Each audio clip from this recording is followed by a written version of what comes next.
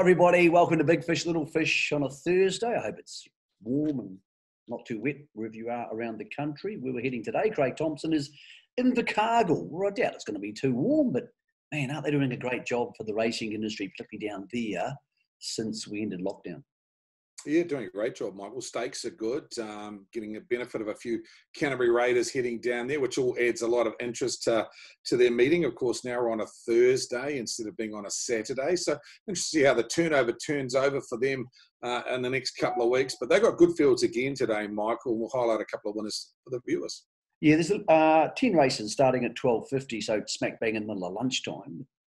It's good, Craig, because they're big fields down there, so we're not seeing too many short-priced favourites. And it's been hard to work out the Canterbury horses coming down. There's one today, like a Delightful Act, and you think it'll just win. But Mitchell Kerr took some horses there last week, and some won and some missed. So, I think punters still trying to work out where that all fits in, whether the Canterbury horses are just point blank too good for the Southland horses, or whether, with that consistent racing under their belts, those Southland horses can pay some time. Let's talk about her then. A Delightful Act, race 5, will be one of the shorties for the day. Yes or no?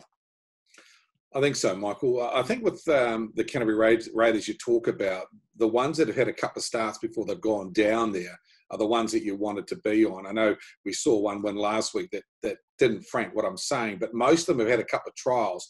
Delightful Act's had at least 3 race day starts this time up since coming back, and the benefit of a couple of trials. So she's race hard and fit to go. And also she maps to go forward from the draw. She'll be very short. Wouldn't be surprised if she's around $1.50, $1.60, Michael. So you're going to have to take the shorts and run it through a multi. But to answer your question, the best version of her would be winning this. Yeah, I thought so. I thought another horse who stood out as a horse who's going to be a good horse heading forward is American Lightning, the 2-year-old in race 6, raced some of the good 2-year-olds way back before COVID, which seems a long time ago now.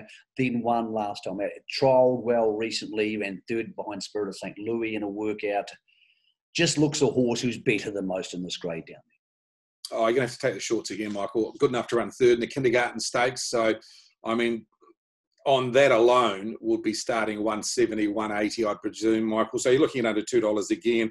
Very good gate speed in the kindergarten. It drew out, nearly crossed first class off the gate. So it can leave the gate quickly, and it's got barrier 3 here. You're not thinking a Cruz and Ruben's going to lock it to the first bend. He'll be happy to take a trial. So it maps to lead, and the best version, again, should be getting home at Invercargill.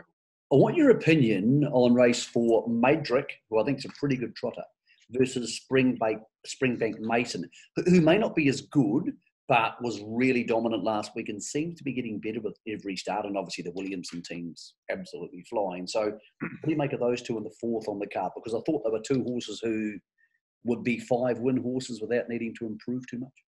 2 totally different type of horses. I think Springbank Mason may be a little bit more advanced. Madric's probably a horse that's needed a little bit more time, Michael. I think what will help him this week is it's 2,700 metres with Madric this week. So gives him a chance not to hustle and bustle early. I'd probably fancy Springbank Mason a little bit more than the other one at this stage, because I think he's probably a little bit more screwed down and he's probably a little bit more advanced. But they've both got a very bright future. Springbank Mason, though, if you go on his form, he's been beaten by Love on the Port, who's gone on to frank that form last week, and then beat a pretty handy maiden field last week. So never easy taking on the older horses, the ones that have been around in that 3 to 4 win grade for quite some time. But yeah, he'll be in the mix again today. Yeah, I'll go the other way just to be different. But I think they're both pretty nice horses, and they're both horses that could turn up at Addington and win races. What do you make of a Thursday afternoon? What's the 1 or 2 horses for the day, Craig, for people watching this on Thursday morning, who you think these are the ones you should be backing? A couple of maidens, Michael. Race 3, a horse called Invercargill Twist that went a really good third last week at Invercargill. That was behind Savvy Bromac.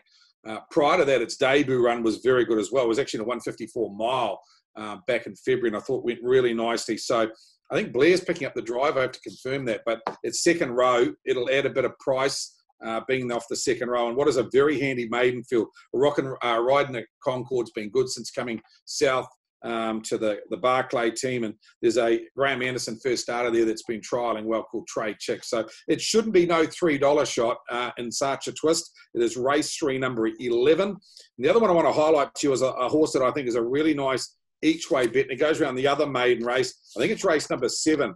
There's a first starter called Maximus Post, and it's trained by Lauren Pearson. Brent Barclay drives. Watched it qualify. I really liked it. It's been back to the workouts. Again, trialled nicely. It's to the second row. It got beaten by a horse, Michael. Write this name down. Tact Fergie. It's a big bloke by Art Major. Tact Fergie. Trained by Tact Fergie. Trained by Trevor Proctor. Tact. Keep talking. Tact Fergie. Got a slow pen. Mate, yeah, it's a really nice 3-year-old when it makes its debut. I expect it to be winning. This one ran second to it the other day. I think it's a nice horse. They produce their horses, Lauren Pearson, first up on a regular basis to win, and they're good sellers as well, Michael. So I wouldn't be surprised if this one, if it did a good job, would be on the market. So nice horse, race 7, number 10, at an each-way price. Okay, big fish for people who feel like having a punt over the weekend and they can't be stuffed doing their own research and they don't want to look at my head or yours. How do they get all your tips? How do they go to your website? What's the address? Do it nice and slowly. And what's it going to cost them? You know, what it'll cost them, Michael, is $39 for a month. We're running that special through till September since we started back in May, just to get the winter racing, people back interested in harness racing. It's a slow time, but even with a slow time, there's around 18 meetings a month. So for $39, that's just over $2 a meeting. It's not bad value. We'll look at it at $10 a week anyway. www.walesharness.co.nz. Make your way to that website and have a look. Thanks, big man. We're going to talk tomorrow on Big Fish, Little Fish about the return of the Blue Army. Until then, everybody have a great Thursday.